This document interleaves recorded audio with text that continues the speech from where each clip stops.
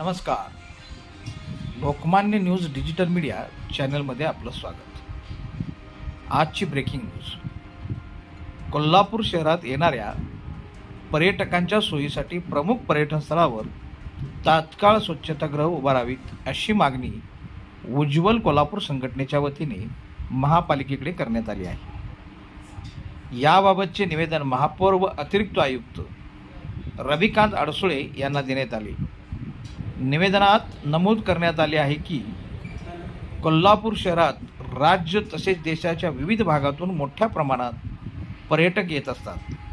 मात्र शहरातील अनेक ठिकाणी पार्किंग परिसरात तसेच गर्दीच्या भागात स्वच्छतागृहाची व पिण्याच्या पाण्याची योग्य सोय नसल्याने पर्यटकांना मोठ्या अडचणींना सामोरे जावं लागत आहे.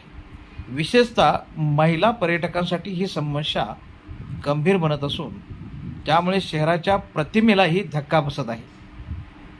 यासाठी महापालिकेने तात्काळ उपाययोजना करून प्रमुख पर्यटन स्थळावर स्वच्छतागृह उभारावेत अशी मागणी करण्यात आली आहे.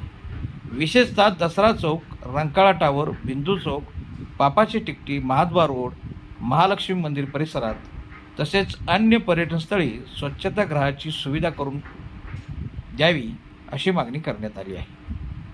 पर्यटनामुळे शहराच्या आर्थिक विकासाला चालना मिळत असल्याने पर्यटकांना मूलभूत सुविधा देणे ही प्रशासनाची जबाबदारी असल्याचेही निवेदनात नमूद करण्यात आले.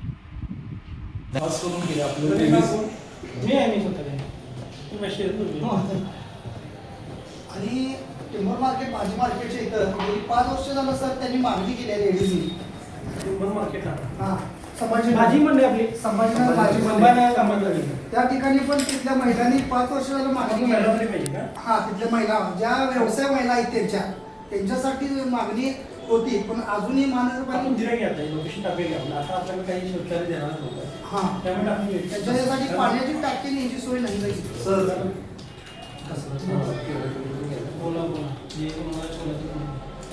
सर आणि आपल्या इथं ना पब्लिक पार्किंग जसं की